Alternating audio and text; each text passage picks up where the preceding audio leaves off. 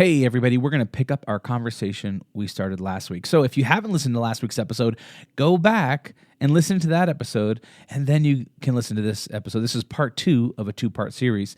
I hope you enjoy. Welcome to The Friday Habit with Benjamin Manley and Mark Labriola II. The Friday Habit is for creators, entrepreneurs, and agency owners looking for actionable ideas on how to grow their business and be more profitable. We'll pull from our combined knowledge of over 20 years and interview thought leaders that will inspire you and give you the motivation you need to kick your business into high gear. Buckle up. It's Friday. Your reputation is going to outlive whatever money you make as part of this deal. And let's just pound for pound, there is not enough amount of money that in our minds is worth for your integrity to walk out the door. You know, this is the moment where you truly show, okay, do you have a spine as a CEO? Do you want to actually come up with and honor that sacred agreement that you have with you and your team, while being transparent with your investors, while being transparent with your board, while being transparent with the acquiring company? This is very much a long-term exercise and very much what legacies are built on. Your legacy is built with the difficult decisions you made, not when everything is kumbaya and everybody makes $1 billion.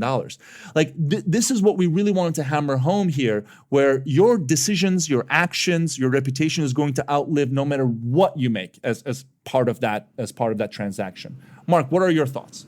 So yes, and so in addition to all of those people you laid out, all the different stakeholders, I would also add your customers, because you have a sacred duty, you have a sacred responsibility to make sure your customers are well taken care of. But something else, Mert, that you touched on, one of the ways to optimize value is, we like to say, looking forwards instead of looking backwards. So most companies get sold, let's call it a multiple of revenue or a multiple of EBITDA, of profitability. Looking backwards, the way to create real value going to fit, alignment, integration, and rationale, when you look at the rationale and you say, what could this company do together with the acquiring company? How can the acquiring company, if you plug our product into your sales and distribution, what is that going to look like? If our product plugs a hole for you strategically, the acquiring company, and you can gain market share, not on the sale of our product, but on the sale of their existing products, what does that look like?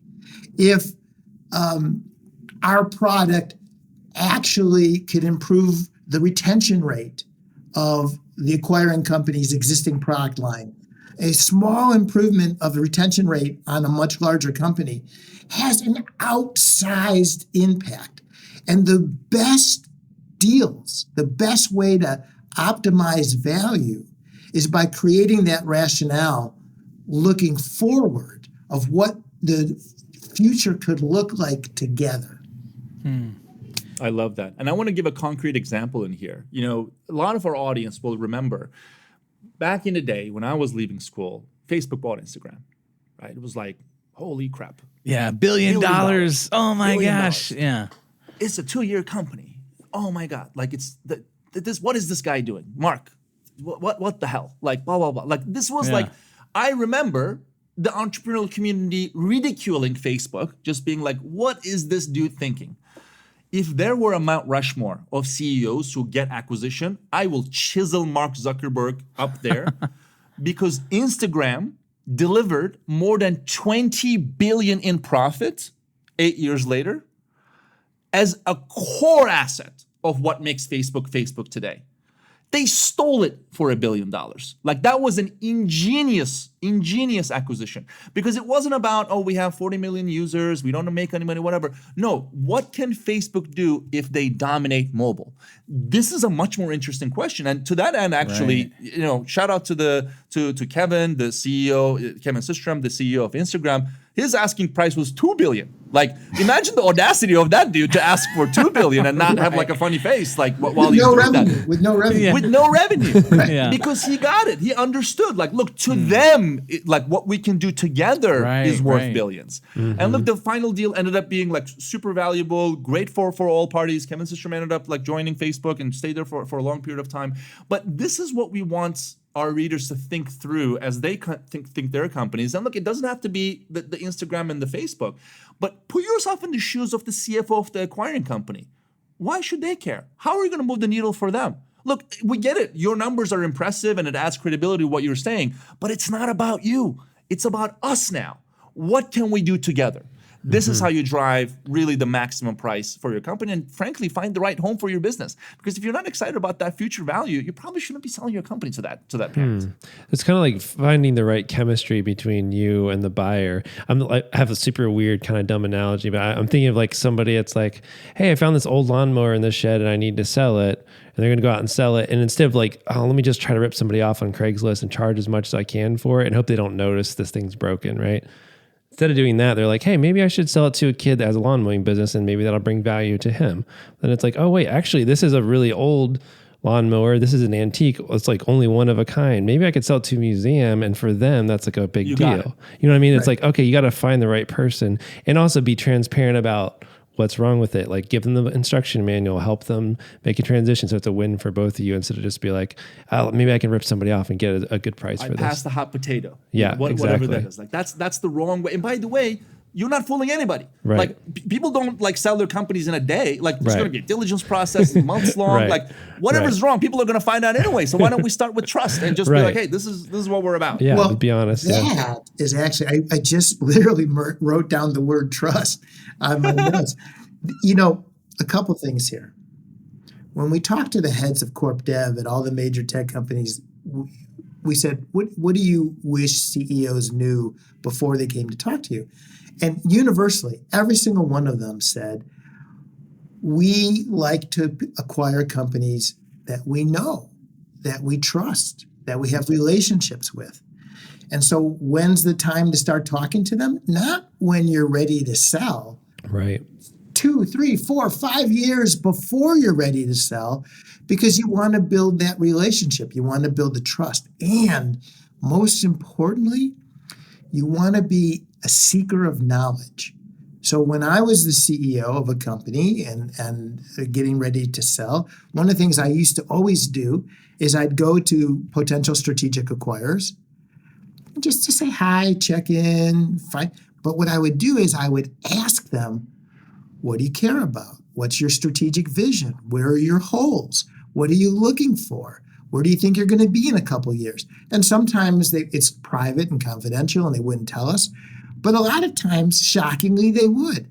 And as an entrepreneur, as a smaller entrepreneur, that was great information because if I knew the larger company was going in that direction, I could sort of subtly shift away, or if I knew that was a hole for them, like dive into that hole and see if I can plug it. So remember that knowledge and trust are a currency that is really important for entrepreneurs to be aware of. I heard you mention earlier the importance of FAIR, fit, alignment, integration, and rational. You've mentioned a lot of those kind of things. Can you break that down for us? And where did that come from? Absolutely. So we want to give credit to one of our favorite folks that we interviewed for our book, Gary Johnson. He ran M&A at Facebook, Apple, Pinterest. Now he runs his own sort of like direct consulting business where he works with founders directly. He's one of the walking legends of like, this is the person that you want to have on your camp when you're selling your company, or you want this person to be the person you're selling your company to because he really just gets it. He coined this phrase, every acquisition needs AIR, the alignment, integration, rationale. And our mere humble suggestion was to add the word fit in the beginning of that. And what that roughly translates to is these critical elements, these 4 things that every acquisition should have. And you can literally think about you're adding zeros, the more elements that you have of the acquisition. Yeah. Fit is the cultural fit between the two companies. Do you get along? Like, look, if you're a high-flying, tech company that makes, quick decisions, don't really like follow authority as much, you're like way more about like rapid iteration, maybe you won't fare well in a traditional 100-year-old, like old moving, like Walmart type company. Again, shout out to Walmart, it's a great company, but again, we're talking about cultural feeling. Can you sit next to these people on a plane for 4 hours and like have a great time? Fit. Alignment. Are you aligned? First, internally, are you aligned with your board? Are you aligned with your team? Are you aligned with your co-founders? Are you aligned with your family around like what you're trying to do? As well as, are you aligned with the acquiring company in terms of the direction that you're all going to go together? Again, critical element of why should we care here? Integration. Is there a plan in place where these two companies can deliver value together? Like so many times we see examples of companies, they have competitive products, for example. They get acquired. One of them sort of like ingests the other one. And like the products keep competing after like years because they never integrate and they're like literally fighting against each other in deals. Like that, like there's so many examples of integration failures that there has to be a clear, thoughtful plan of how these companies are going to come together. And most importantly, put the customer first. How are we going to deliver more value to our customers? Which brings me to the final point, the rationale.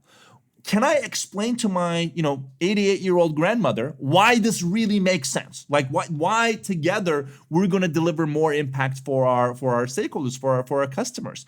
Is there something that strategically we feel for the acquiring company? Is there something that together that we can drive more value around? Most people, if any, think about this rationale, but the F and the A and the I are equally important in terms of how a deal comes together, because inevitably every deal runs into roadblocks. There are pencils down moments, there are challenges, you mess something up, you like think it like intentional or unintentional. There are like deals are difficult to come together. The medicine for every challenging deal is trust. Is whether you trust the person that's in front of you. That's how you sort of lubricate the sort of when something gets stuck, that's where you add WD-40 for things to keep moving forward. These elements are trust generators. Think of them as like the battery that you're charging up so that when you're ready to actually make something happen, you're using the energy that you stored up over the years. So you're sort of turning like potential energy into kinetic energy in here. And these are the elements of how you make that happen. That was so well said. Hey, thanks, Mark. We should write a book together.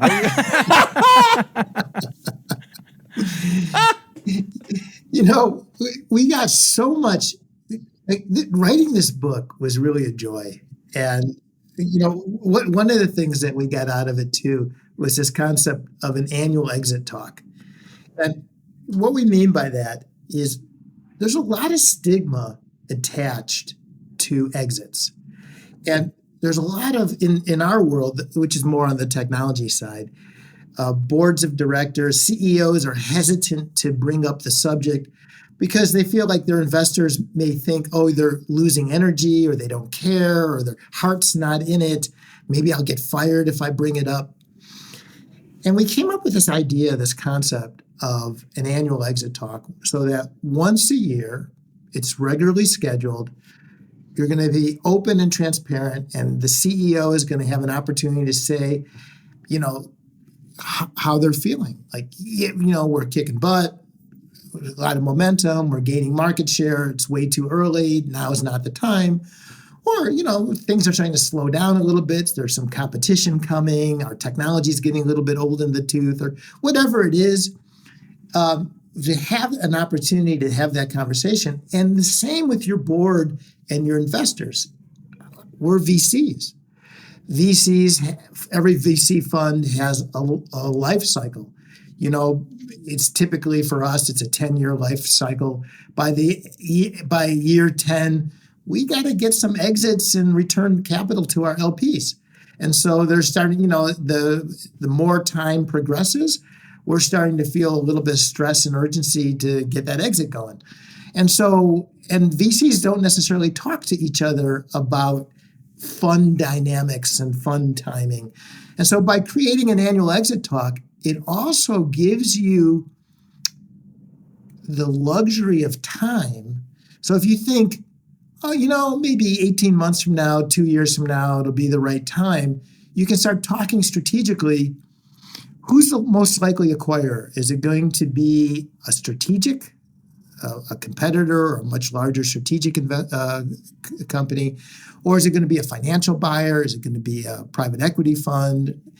What do they care about? Do they care about top line revenue and growth? Well, maybe if you have a little bit of time, you can juice up the marketing, push top line growth a little bit. If it's EBITDA, it's a financial buyer. Well, maybe you tighten the ship a little bit. You spend a little bit less on marketing.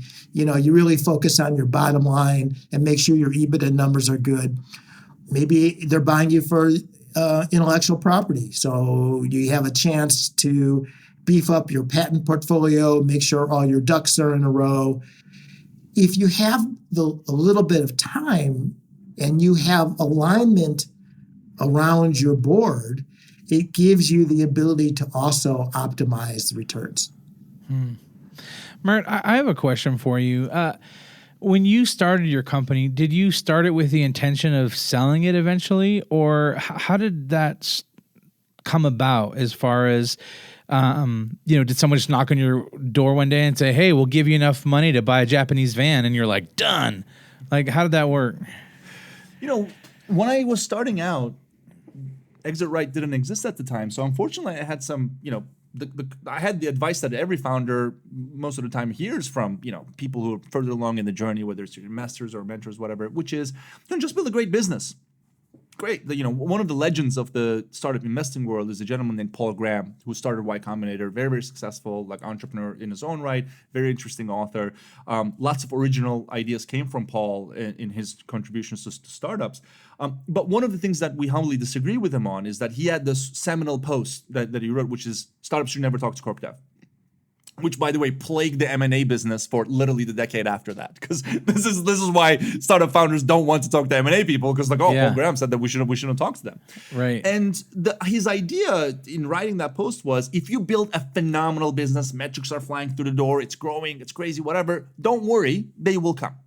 Now, part of what Paul is saying is true. Of course, if you're building Facebook, you're great. You're going to have a lot of suitors knocking on your door. The reality is, this only applies to the 99.9 percentile performer of the startup game. Startups operate in a power law. You're either in this, we're doing insanely well and we're swatting people away, whatever, which is ironically where most returns are driven from in venture funds. It's sort of like this unicorn hunting business. If you're that, you're right. You don't have to talk to a corporate. Actually, as a matter of fact, you don't have to talk to anybody. You don't have to talk to any new investor. You don't have to talk about new employees. People will come to you because you're building what you're building. This is not practical. This isn't practical for the rest of us, the mortals of the startup world, which are plenty fine, high growth, fantastic companies. They're just not Facebook. There's 10 of those in a decade. It's not some sort of a realistic thing. Aspirationally, it's fantastic, but it's just not realistic for the majority, for the mass of the startup world. So I would actually never thought about selling the company. And I knew, look, if, one of the sort of the table stakes arguments was, we're building a technology that improves quality of care in hospitals. One of that ways of doing that is through better hand hygiene. Well, if we improve hand hygiene rates, guess what? They go through more soap, more alcohol, hand sanitizer. So probably we should either have partnerships or, an eventual acquisition conversation with someone who makes a lot of this stuff, because we go to a hospital, they double their hand hygiene rates. Well, guess what? We just doubled revenues for a lonely sales rep somewhere who were just had Christmas. We're what the hell happened to this account? I just doubled my sales. Well, imagine what we could do for all of your accounts like this. We could just double hand hygiene rates. So I knew that I had sort of a theoretical basis, but I didn't do anything about it. I had this adverse reaction. All my competitors should rot in hell. I never ever want to talk to them. I don't want to hang out with them. I had this very toxic relationship with folks that who one day could acquire me, because I was I want to win. Screw them. I don't want them to win. I want them to go out of business. That was a very short view. Again, one-sided. Very anti to what Mark and I were talking about how you build an ecosystem. Think of it like a garden that you're cultivating. One of the folks that we've interviewed for our book, and Bonaparte, sort of gave us this advice where I always have my party dress on And I always like make myself a known entity with the companies that might be in competition with me, but one day could be my acquirers. And we're not saying go talk to these people and like share your financials with them, but be a known entity. Be the sort of like curious mind that is bringing new original thought into this space that they've been in forever. Like there is a way for you to generate a relationship with someone who one day be your acquiring partner. Or you may acquire them. Or you may acquire them, vice versa. Like you can be a known entity to those organizations without necessarily, revealing what's under the hood or like, here's our customer list, here's or whatever. You don't have to pander to these people, but you can be a known entity.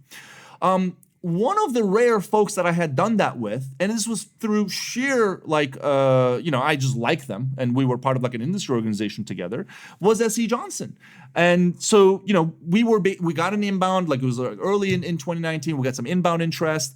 We were approaching what we call in the book a local maximum, which is we're excited about where things are going. We have a great business, but we already know like there are some challenges ahead.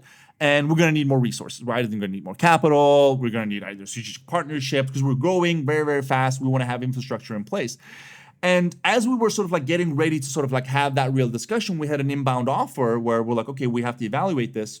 If this is real, maybe there are other offers that are out there. Should we raise more capital? So we had an honest conversation with our board. We decided to run a process. So we did sort of like traditional, let's go talk to a bunch of people and see if they're interested in partnering with us. And through that, lo and behold, we ended up with the people that we already knew to begin with, S.E. Johnson, because we already knew and trusted them for a long period of time.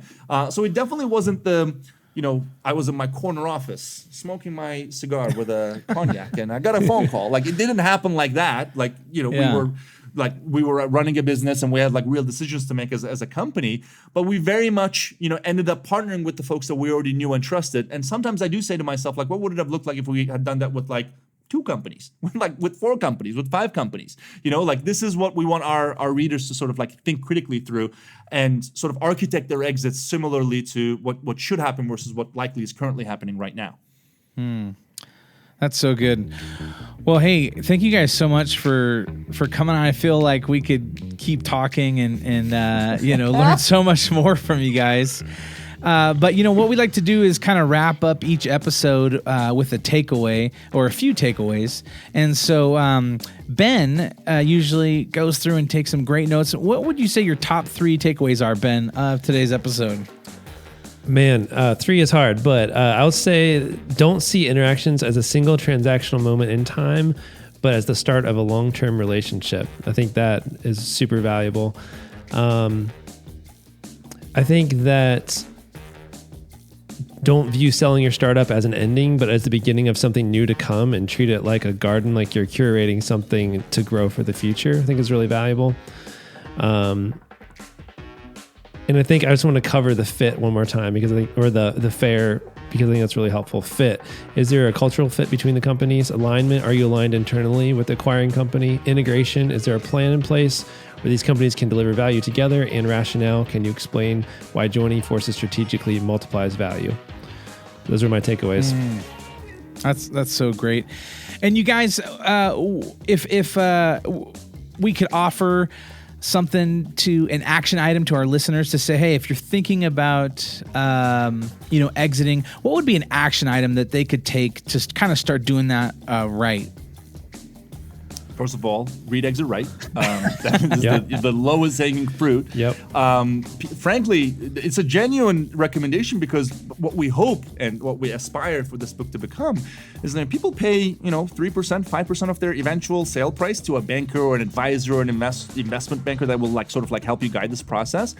In a lot of cases, for most companies that are selling for less than $100 million, you can probably get away with 20% of the work is contained in the book, the Pareto principle of whatever the exit advice is. So definitely dig into that, but also reach out.